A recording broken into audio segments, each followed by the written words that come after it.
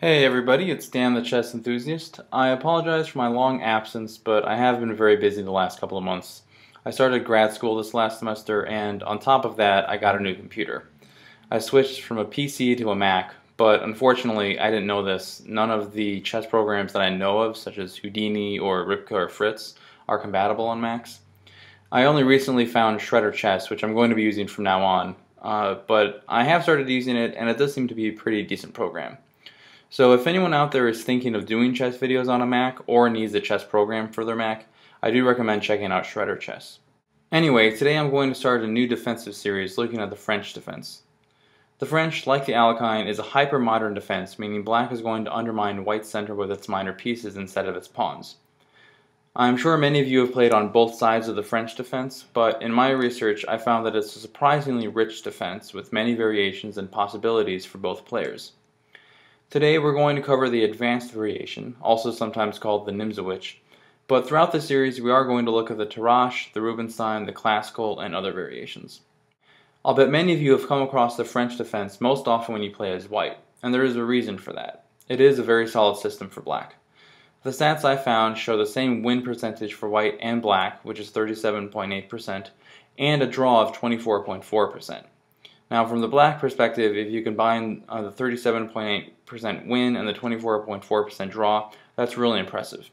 So without further ado, let's take a look at the opening. White here opens up with pawn to e4, and black responds with pawn to d6, immediately breaking the symmetry of the board. White establishes a second pawn in the center, and black plays pawn to d5. In the advanced variation, the pawn here pushes to e5, which is gaining space in the center and preventing the black knight from reaching its natural square of f6. Black here responds immediately with c5, striking at the center. Here, white does not want to capture, because that would be giving up the center on the fourth move, and black would be able to recapture and develop the bishop. So instead, white plays c3 to shore up the center. Black here develops the knight, and white does the same. Now here we have our first deviation. The most commonly played move in this position is queen to b6. This is a very strong move, indirectly putting pressure on d4 and directly pressurizing b2. But black does have another option. It can go for an immediate pawn to f6 to challenge white's center. What that would look like is this. White develops the bishop to b5, pinning the knight, and black immediately breaks the pin with bishop to d7. White castles, and black's queen now plays to b6. Here, white captures the knight, and when recapturing, black has to choose the best way, and that's going to be with the pawn. Now, black does not want to move the queen in this position because she's doing a fine job where she is, with pressure on both d4 and b2. Capturing with the bishop leaves e6 unprotected, and after e captures f, and then rook to e1, white is starting to build up pressure. So again, the best way to recapture in this position is going to be with the pawn. White here is then going to capture on f, and then black develops the knight, and white puts its knight on the outpost on e5. Now, instead of pulling the light square bishop back, black is just going to develop its other bishop to d6. The reason here is that black doesn't have to worry about the light square bishop, because in many variations of the French, this bishop is actually inactive most of the game. And we can see in this position that the bishop is doing very little, so black would actually like to trade off its bad bishop for one of white's active pieces. Conversely, white in this position doesn't want to leap at the chance for the bishop, because that would be forfeiting the very well-placed knight on e5. And anyway, like we just said, the light square bishop for black is going to have a very difficult time getting into the game. So here, after black has played bishop to d6, white captures on c5, and black recaptures with the bishop, forming nice pressure on f2.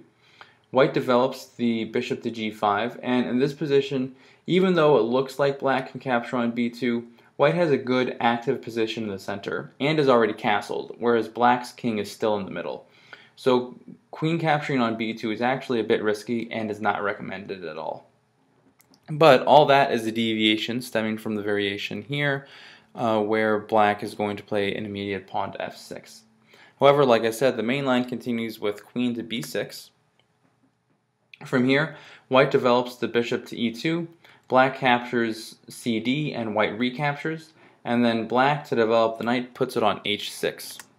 Now this might look like a bit of an awkward move, but it's actually preferred to the alternative, which is knight on g to e7, because if that move is played, white can counter with knight to a3, and then knight to c2, which is shoring up d4 in time.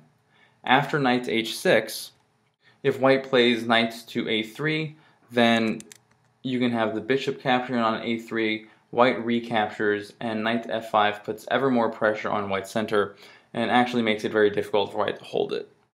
So black plays knight to h6, and the best response for white is going to be b3. However, a lot of the time, if the white player isn't experienced in the French advanced, they'll play bishop captures on h6 to disrupt black's kingside pawn structure. But black here has a very nice interim move at its disposal, queen captures on b2. This is attacking the undefended rook, so white is forced to play knight on b to d2. The problem with this is that it blocks the queen from protecting d4. So after the pawn captures on h6, it's best for the king to get out of dodge and castle, but after that, there goes white's center. So bishop capturing on h6 in this position, if we go back here, bishop capturing on h6 is a mistake, and if you see that as black, definitely be sure to capitalize on it. Finally, in this position, white does have one more move at its disposal, and that is knight to c3. What that would look like is after you have knight to f5, white responds with knight to a4 attacking the queen. Black first hits the check with bishop to b4, white blocks with its own bishop, and then black saves the queen and forms a nice battery. Here, white puts the bishop on c3, and black pushes b5 attacking the knight. White, however, can respond in kind, attacking the bishop, and black is forced to capture. White then recaptures the knight, and black pushes b4, attacking the knight. And this position, according to the computer, is very equal. It's also very dynamic. But enough with the variations, let's get back to the main lines. So, in this position, after black plays knight to h6 on move 7, there are a couple of options for white, some good, some bad, which we just looked at. But the main line, as I said, continues with pawn to b3. Here, the knight is going to jump to f5, and black fianchettos the bishop onto b2 in time to hold the center. From here, black can actually hit a check with bishop to b4, and the best move is going to be for the king to play to f1. And the reason for this is that any attempt to block the check is going to lose the center. For example, knight to c3 blocks the bishop's view of d4, and there goes the center. Bishop to c3, we have a very similar situation. We have a couple of exchanges, and then there goes the center for white. Finally, if white here tries to play knight on b to d2 to block, again there goes the center for white. So white, in order to hold the center here, is forced to play king to f1. After that, the bishop has done its job on b4 and can pull back to e7, preparing for f6 in the near future. From here, white develops the knight, and black retreats the queen to d8 out of the range of white's minor pieces. Here, white plays pawn to g3 to try to get into a castle-like setup, and then from black, here comes f6, striking at white's center. And those are actually all of the main lines of the French advanced. I've been playing it a lot on my online play, although I haven't had time to play a lot lately, except for Blitz, but that's just Blitz, it almost doesn't count. Anyway, I hope you enjoyed the video, and I've got a break between the semesters here, so I hope to get some more videos out soon. But once the semester starts up again, now that I've got the software issues on my Mac worked out, I'm going to try to get out about 2 videos a month. Again, I hope you enjoyed this video. Be sure to check out the Grandmaster game that I'll be putting up soon, and thanks for watching. Take care.